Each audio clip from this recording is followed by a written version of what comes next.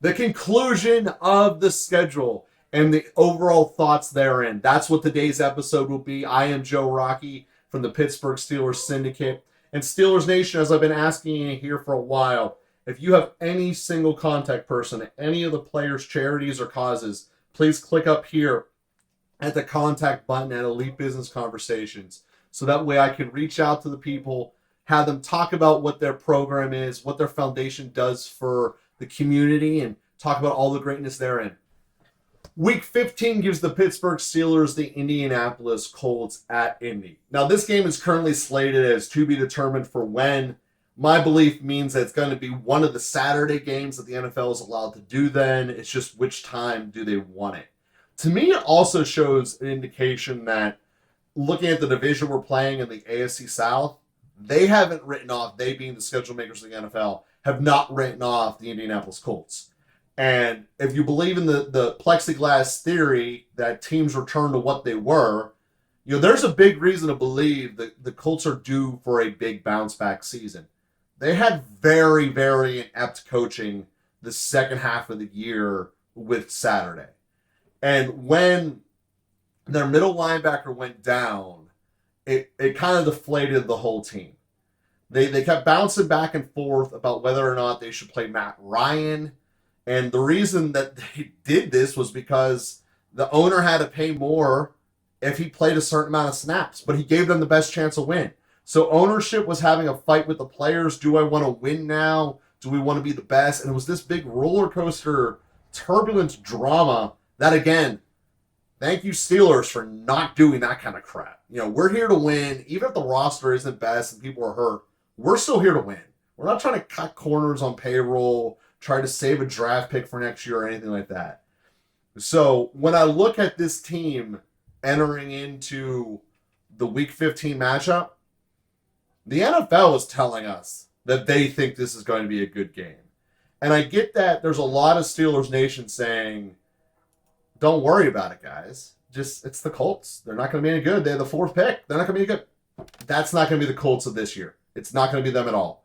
And do I believe in Richardson? I think he's the second best quarterback that was in the draft. So with that being said, are we going to be able to see him develop? By that time of the year, maybe. But they had the potential, probably more so for 2024 than 2023, but they still have the potential of being one of the more balanced offenses in the NFL. They have a receiving core that I believe is missing a piece, but still has a very decent starting point. They have a defense that is good at the interior for shutting down the run. This team is really built to beat Tennessee when you look at the Indianapolis Colts in a nutshell. They have a very good interior, shut down the run, good middle linebacker core, and good safeties for hitting people in the middle of the field. They can be exposed on the outside. So if we're going to be looking at this game, can Kenny expose the outside? And that's going to be the barometer. So there's been a lot of soft defenses to this point on the year. And by the time we get to this game, we will have a lot of indication of where we're at. That being said, we're coming off of New England. And Kenny's probably not going to look good in that game. I mean, just young quarterbacks don't look good against Bill Belichick. It's a fact. It's life. So we have the mini bye in between. Steelers Nation, don't rip Kenny apart in between. And he's going to be the key to winning this game. Because even though it's going to be the fantasy playoffs for a lot of guys, and Najee will have had a great year, I believe, by this point, I don't think he's having a great one in Week 15. And that's just the way the Colts are built. The Colts are built to hold the ball themselves and to stop the other team's run. That doesn't give you a lot of great running opportunities. You have to win that kind of game in the air. We have the receiving core to do it. Our receivers are better than the Colts secondary. There is no doubt about that. Now, the question is, are we able to do something about it? And this is a team where their interior pass rush is better than their outside pass rush. Again, the Steelers' offensive line is solid across the board. That doesn't really concern me. When I look at this thing overall, I'm very excited to see how this goes. But I'm calming Steelers Nation. Do not automatically write off the Colts as a guaranteed win. It's not. Letdowns happen. And granted, you're coming off the extra long bye, so it's less likely to happen. But I'm not sure it's actually going to be a letdown if you lose to them. Remember, this is one of the few teams last year to beat the Kansas City Chiefs. They do have things rolling when they're healthy and when they're coached well. All right, Steelers Nation. Home game. 4:30, only 4:30 home game in the year. Potentially for the division. 3 games left. We're in the nitty-gritty. Bengals coming to Pittsburgh. It's a Saturday primetime game on NBC. I mean, guys, this is going to be as real as it gets. I mean, this is going to be the bloodbath of the division. And does Watt get him? Does Highsmith get him? I mean, we've broken down the Bengals so many times. This is one of the few games I'm not totally sure the Steelers defense is the best unit on the field, but I do know it's best on best. And if Porter can take Higgins out, it's going to be fantastic. Now, I keep saying Porter on Higgins for the record. I've had some people ask me about why do I keep doing that. And it's essentially respect for Chase. You don't put a rookie on Chase. Chase is elite. I mean, there's a good chance him and Jefferson are going to be the next 2 best receivers for a decade. So that's why I keep saying that. Plus, if you have Peterson, put the Hall of Famer on their Hall of Famer. Right? And it makes sense to me. So I think there's going to be a lot of great potential in this game. Remember, the Bengals don't have a tight end anymore. So, and they're also unsure about what they're doing with Mixon. So they're really leaning into just throwing the ball. And by this time in the year, will we be able to see the Watt go at him? I mean, that's going to be it. We get sacks on the Bengals, and Burrow takes them. I mean, this is the way that it is. So it's going to me, great game, going to be cold, December 23rd. Yes. I mean, everything about this I'm excited for. I think it's going to be one of the absolute best games of the year. And Steelers Nation, I'm excited for. I'll see you guys there. I mean, long story short, I know I will be at that one. I will see you guys there, and we will go and make some things happen. Week 17, we go to Seattle in a game that I really thought was going to be the New Year's Eve night game. I thought this was going to be a night game, and it still might get flex up to it. But one thing from the Seattle corner coming into this game that's going to be very difficult to them is they are playing a murderer's row of physical teams in December right before they play us. In order, they go to San Francisco, then they host Philly, and then they go to Tennessee. Those are some incredibly physical football teams that wearing people down is a true fact in this league, and it could be a benefit for the Pittsburgh Steelers as we go out to that game. So Seattle, one of the most dynamic receiving cores in the NFL.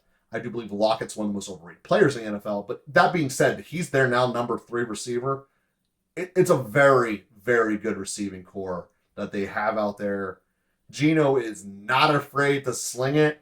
And they built a very efficient offense for them. For those that have watched tape of Seattle, which I get it's not many of you, it's the Steelers Nation we're talking to here. But they draw a very efficient pass game, a lot of slants built into it, and a lot of outs.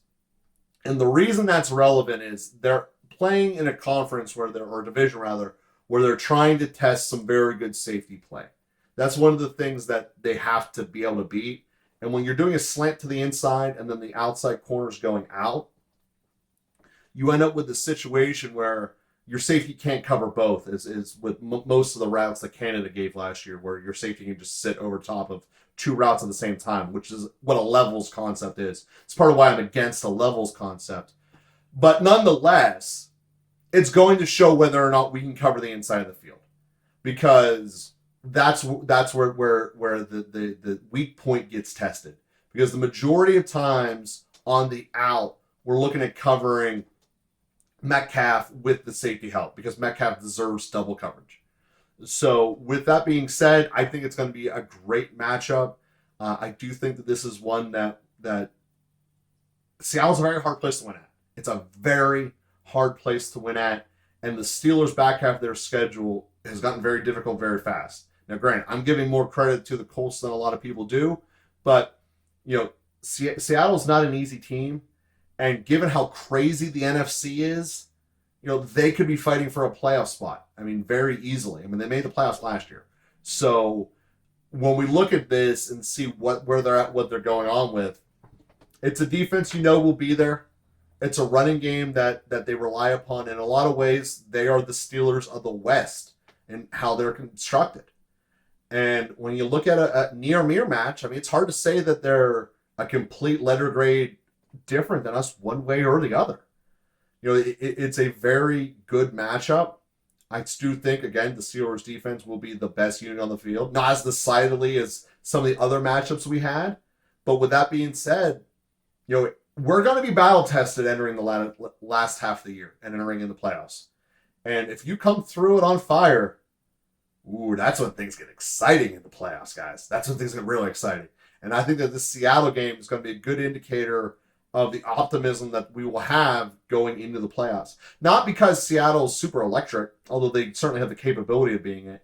They're not electric in a Mahomes fashion, but they're a complete football team in the way that the AFC doesn't quite have, despite the fact that they have very elite offenses.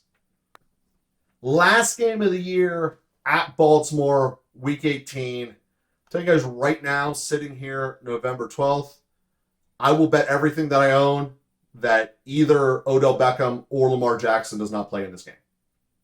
Period. And I don't know if this game will matter for the Steelers or not. Obviously, the two bad games before this matter a ton to do these games matter. But when I look at the Ravens,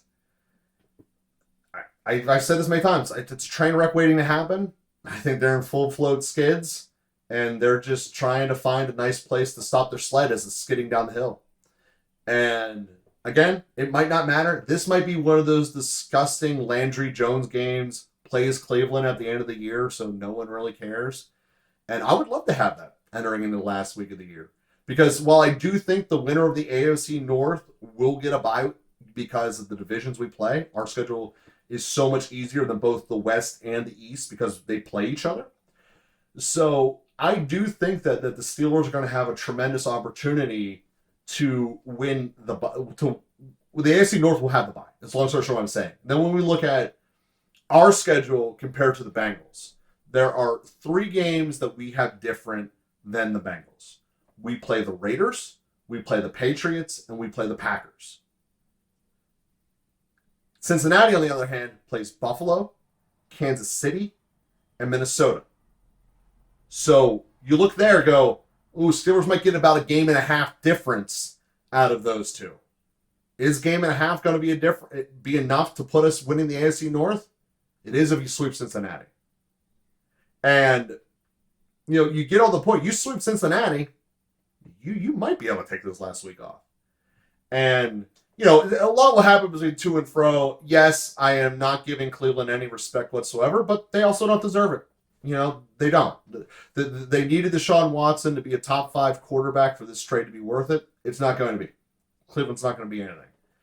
Baltimore, you don't bring in a mega diva who's ripped rosters apart to a quarterback who is inaccurate and doesn't have the heart to play at the end of the year whenever it matters. Again, he could have played in week 17, 18, and the playoff game. Did nothing. He's only played 3 out of 8 times, period, against the Pittsburgh Steelers because he gets sacked 5.5 times.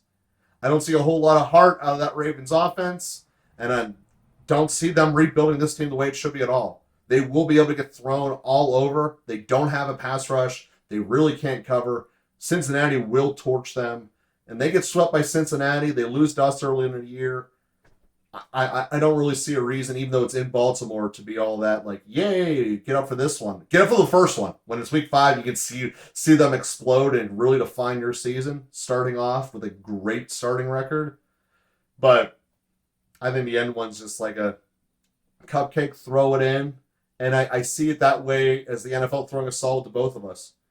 They got Ohio matchup, we got Baltimore, and we'll see how it goes. So Steelers, going through the schedule, I'm not particularly in love with 2 Thursday night games. The fact they're both at home is a major comfort in that regards. I do love the Niners being week 1. I do love the fact that our bye comes after Baltimore the first time. And there's a lot of cupcakes on this schedule, especially early. We're going to know very quickly, is Kenny the real deal? And I really hope that he's able to take charge and make this happen. Because he's the key. I mean, we're looking at basically the health of the two outside pass rushers and Kenny Pickett as the three most important players on this team. And that's how it comes down to me. And yeah, Highsmith deserves to be in that category. He just does. So when we look at this, is it going to happen? Well, we're in May. It's the season of health and optimism, right? Will we be able to make everything happen as smoothly as we can? Yes. I mean, but you got to recognize in here there's going to be a couple surprises. My call out for the surprise team to be much better than last year is the Colts. And on our schedule for the minor regression being the Jags. I think Tennessee's winning their division. That's going to be a very fun Thursday night game. And, I think that there's a lot of good, exciting matchups that we're going to have here. And those two Bengal games stand out to me. I love the fact that they're both in the second half of the year. And this thing is going to be exciting. Steelers, this is an amazing game. I know that I just rattled out a lot of different episodes here, and we took the schedule out over a course of a series of episodes. But I thank you guys for reaching out to me. And please, if there's any player from the Pittsburgh Steelers that someone in their organization or their cause for their foundations, please click this button up here and reach out to me at Elite Business Conversations contact page so that I can talk to that person and make some things happen. So Steelers Nation, it's been so fun going through the schedule with you. It's been a lot of great content. And tomorrow's episode is when I'll finally be able to go through your comments and address them explicitly. And again, until then, here we go, Steelers. Here we go.